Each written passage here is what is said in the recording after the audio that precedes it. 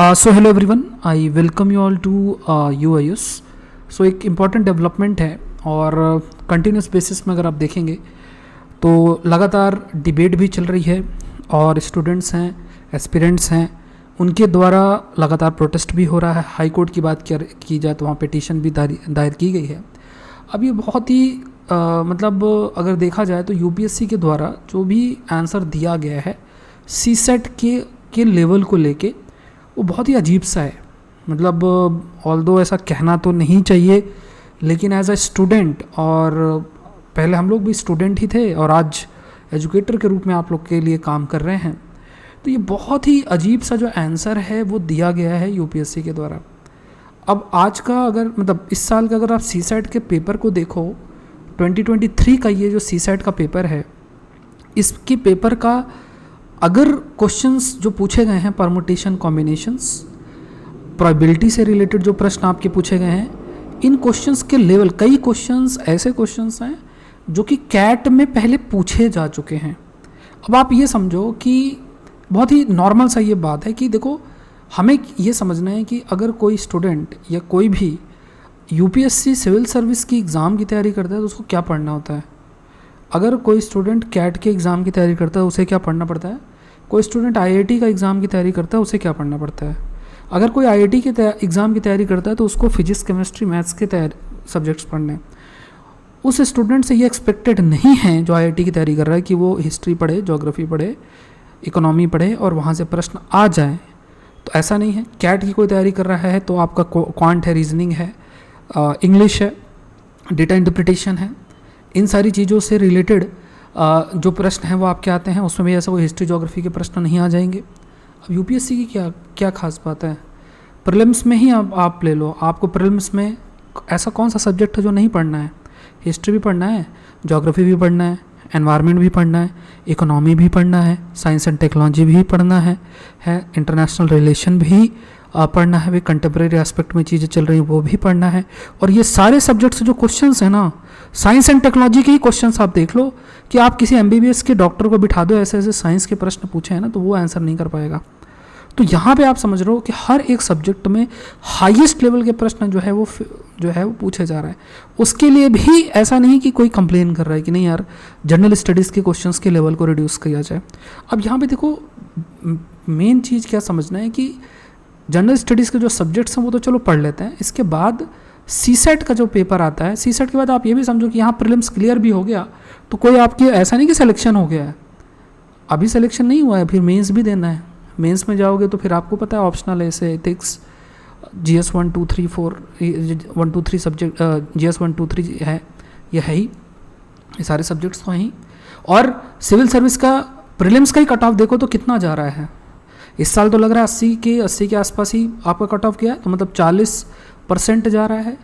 40% आपका civil service मतलब GS का कट ऑफ जा रहा है और 33% CSET का कट ऑफ जा रहा है। 33% से नीचे अगर आपके हैं तो आप तो वैसे ही नहीं क्वालिफाई कर पाओगे।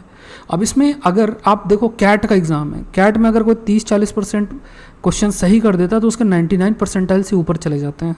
कैट की बात है। और कैट में ये चीज़ तब है जब आपको सिर्फ डेटा इंटरप्रिटेशन, क्वांट और यही पढ़ना। कोई कैट की तैयारी अगर कर रहा हो तो उसको ये चीज़ अच्छी ना लगे कि यार खाली ये पढ़ना पड़ रहा है। आप ये समझो कि आपके जो कैट की तैयारी है ना, वो CSET के पेपर में S तो हटा ही दिया इन्होंने। CSET के पेपर में S हटा दिया, इसको CSET के पेपर को कैट का लेवल कर दिया। IIT के क्वेश्चंस कुछ जो है मतलब उस लेवल के क्वेश्चंस डाल दिया, कैट के क्वेश्चंस लेवल पे डाल दिया, तो वो भी आपको उस हाईएस्ट लेवल का पढ़ना है। उसके बाद GS भी आपको हाईएस्ट लेवल की पढ़नी है, फिर आंसर राइटिंग भी आपको हाईएस्ट लेवल की करनी है। तो यहाँ पे देखो, जो मान लो मैथ्स में कोई अच्छा है तो ठीक है, वो कर सकते हैं, लेकिन बहुत सारे डिफरेंट बैकग्राउंड से लोग आते हैं और उनके लिए इतना आसान नहीं है ये। और दूसरी चीज़, टीचर की अवेलेबिलिटी। अब जैसे कैट की अगर तैयारी करते हो, कैट में अगर आपने कॉलेज के टाइम पे तैयारी कभी की हो तो उसमें क्या रहता है, उसमें मतलब क्वांट आपको अलग से पढ़ाएगा। इवन क्वांट के अंदर भी नंबर सिस्टम का अलग से टीचर होता है।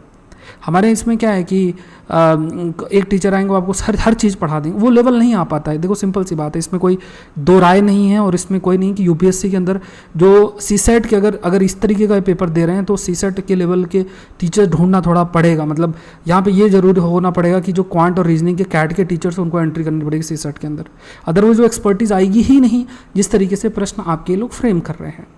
फिर बहुत मुश्किल होगा, आप मेहनत कर लो। बहुत सारे लोग ऐसे हैं जो 100 नंबर लेके GS1 पे आ रहे हैं लेकिन नहीं, सीसेट क्वालिफाई नहीं हो रहा है।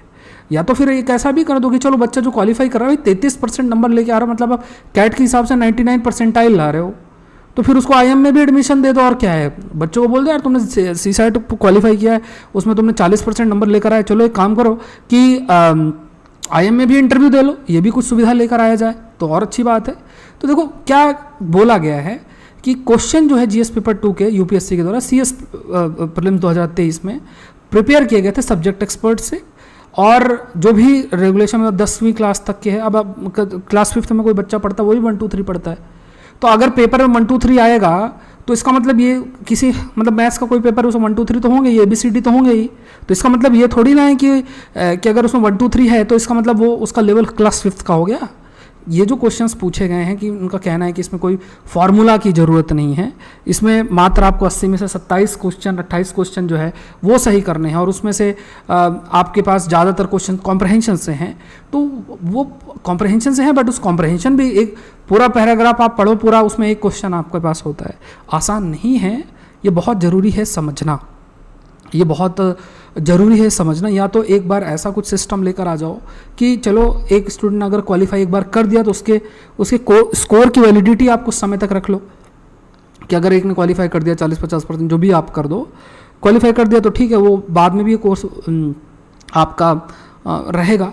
लेकिन अब देखो दूसरा क्या है, candidate who acquire certain skill up to class level, वो ऐसे क्वेश्चंस को आंसर कर सकते हैं न्यूमरेसी और इन सब से। एडवांस मैथमेटिक्स जैसे परमुटेशन कॉम्बिनेशन प्रोबेबिलिटी, ये क्वेश्चन नेसेसरी नहीं है, questions are based on counting principles. ये कहा गया, मतलब देखो कहा गया जैसे मान लो रिमाइंडर है, अब वो मल्टीप्लाई करके इतने नंबर दे दिया, अगर आपको रिमाइंडर थ्योरम नहीं पता है तो क्या बैठ के यहाँ पे मल्टीप्लाई वो डिवाइड करके थोड़ी ना देखोगे। नॉर्मल सेंस में तो आप यही सोचोगे ना कि अच्छा इसको डिवाइड करेंगे तो डिवाइड करके ही आंसर निकालना है, अगर आपको रिमाइंडर थ्योरम नहीं पता। जैसे वो क्वेश्चन आया हुआ था, प्रोबेबिलिटी के क्वेश्चंस भी है ऐसे ही देखा जाए तो भले वैसे प्रोबेबिलिटी के क्वेश्चन और परम्यूटेशन कॉम्बिनेशन के क्वेश्चन में इतना फार्मूला आपको रटना भी नहीं है, सारे ऐसे ही अंडरस्टैंडिंग, कैट में भी कोई फार्मूला रट के नहीं जाना है, वहाँ पे अपने अंडरस्टैंडिंग बेस पे क्वेश्चन आ जाते हैं। तो उनके हिसाब से यूपीएससी के अकॉर्डिंग कहा गया कि देखो हमने जो क्वेश्चन दिया ना उसको कोई फार्मूला वार्मूला की जरूरत नहीं है, आप वैसे थोड़ा सा मेंटल एबिलिटी लॉजिक है तो कर सकते हैं। देखो सिंपल सी बात है, जो हुआ ये है वो ये है कि यूपीएससी का कोई पेपर बनाता है तो वो फिर उनको लगता है यार कि मैं सबसे डिफिकल्ट बनाऊं और अपनी इंपॉर्टेंस बढ़ाऊं, और वहाँ पे भी 2 टीम बनी होंगी, एक जीएस वाली होगी और एक सीसेट वाली होगी। तो उनको लगेगा यार मेरा तो क्वालिफाइंग पेपर है, मुझे मेरी इज्जत बढ़ानी है, ठीक है, अपन भी झुकेगा नहीं। तो उसमें बस वो एक्सपर्ट जो होंगे वो कुछ लोग एप्टीट्यूड वाले एरिया से हैं, तो एप्टीट्यूड वाले एरिया से कोई ब्यूरोक्रेट तो बैठे नहीं होंगे, वो फिर लिए होंगे इधर कैट वेट से जो एक्सपर्ट्स हैं जो पेपर बनाते हैं वहाँ से लिए होंगे IIM और इन सब से। अब वो फिर अपना इंपॉर्टेंस दिखाने के लिए बनाएंगे हाईएस्ट लेवल का पेपर कि यार जो है GS से ज़्यादा लोग सीसेट की बातें करना शुरू कर दें, और फिर यहाँ पे शुरू हो जाएंगे वो टीचर जिनको मतलब जो मान लो पढ़ा भी रहे हैं। तो देखो ज़रूरी है, अब अगर ये कैट का लेवल का पेपर बनाएंगे तो फिर टीचर भी उसी लेवल के आपको चाहिए होंगे, उन्हीं से आपको पढ़ना भी पड़ेगा, क्योंकि देखो यहाँ पे फार्मूला बेस्ड पढ़ाई करने से कोई फ़ायदा भी नहीं होने वाला। अगर आप नंबर सिस्टम कोई फेमस टीचर, अच्छे टीचर जो पढ़ा रहे हैं उनसे पढ़ लेते हो ना, तो बहुत आपको मतलब टिप्स में आ जाएगा। ये करना ही पड़ेगा, अगर देखो यूपीएससी अपने आप को फ्लेक्सिबल करेगी तो बहुत मुश्किल है ऐसा फ्लेक्सिबल करे, वो फिर यही ज़रूरी है कि टीचर ही आपको उस टाइप का प्रिपेयर करवा दें कि आप उसको क्लियर कर पाएँ, और ये पॉसिबल होगा लेकिन मेहनत बहुत करनी पड़ेगी। मतलब फिर अब क्या किया जाए, मतलब कोई अब कैट की तैयारी करे कि कोई GS का करे कि कोई फिर मेंस के आंसर राइटिंग करे, फिर उसको ऑप्शनल भी करना है, तो ज़िंदगी के 6-7 साल उसी में चले जाएंगे। ये थोड़ा सा है, एक चिंता का विषय है, और ये रिप्लाई भी कुछ इसी प्रकार का है कि स्टैंड तो चेंज नहीं होंगे। और फिर कहा गया कि देखो हम मतलब जब बात बहुत बोली गई कि भाई इसमें सिर्फ इंजीनियर बैकग्राउंड से ही होंगे, तो उनका कहना था कि नहीं ऐसा नहीं है, ह्यूमैनिटीज़ से भी बहुत सारे लोग हैं जो सेलेक्ट हुए हैं। जब हमने रिजल्ट में जो बच्चे सेलेक्ट हुए हैं उनका हमने बैकग्राउंड देखा तो उसमें ह्यूमैनिटीज़ जो बैकग्राउंड है उससे भी लोग काफ़ी लोग हैं, इस टाइप का इनका ओपिनियन जो है वो दिया गया है। तो अब है ये रिप्लाई जो है यूपीएससी का, तो ये साफ साफ एक चीज़ तो देखो दिखा ही रहा है कि इनको चेंज तो होना नहीं है, हमें ही कुछ करना पड़ेगा। और स्टूडेंट्स हैं उनको थोड़ा सा देखो, आपको मैं एक स्ट्रेटजी भी बनाऊंगा, और मेरा आपसे अनुरोध यही है कि आप कोशिश करो कि क्वांट और रीजनिंग के लिए कोई अच्छे जो टीचर्स हैं ना, जो मान लो कैट वेट में भी पढ़ाते हो, आपको नहीं कि कैट की तैयारी करो, बट जैसे नंबर सिस्टम, परमुटेशन, कॉम्बिनेशन, इन सब की ना, उनसे अगर आप पढ़ोगे ना, तो वो बहुत सारे ऐसे तरीके होते हैं ना कि आपकी एकदम टिप्स में चीज़ें आ जाएंगी, आपके लिए बहुत आसान हो जाएगा चीज़ों को करना।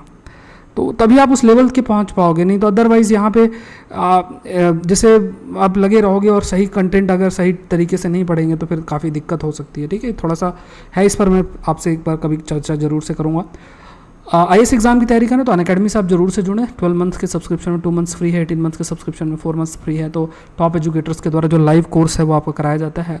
और यहाँ पे जैसे history, geography, polity, economy, CSAT optional, हर जो सब्जेक्ट्स आपको IAS एग्जाम के लिए पढ़ना है, तो एक बार जब आप 1 साल या उससे ज़्यादा जुड़ते हो तो सारे एजुकेटर के सारे कोर्सेज एक्सेस कर सकते हो। कोड यूज़ करना है SPLIV, इस कोड का यूज़ करके आप ज्वाइन कर सकते हो। तो अभी ये ऑफर है लिमिटेड टाइम पीरियड के लिए, डिस्क्रिप्शन बॉक्स में लिंक दिया है, उससे आप जुड़ के आप ज्वाइन करके अपना क्लास स्टार्ट कर सकते हैं। इस बेनिफिट को जरूर से उठाएं। Thank you everyone. UIS channel को आप लोग जरूर से सब्सक्राइब करें।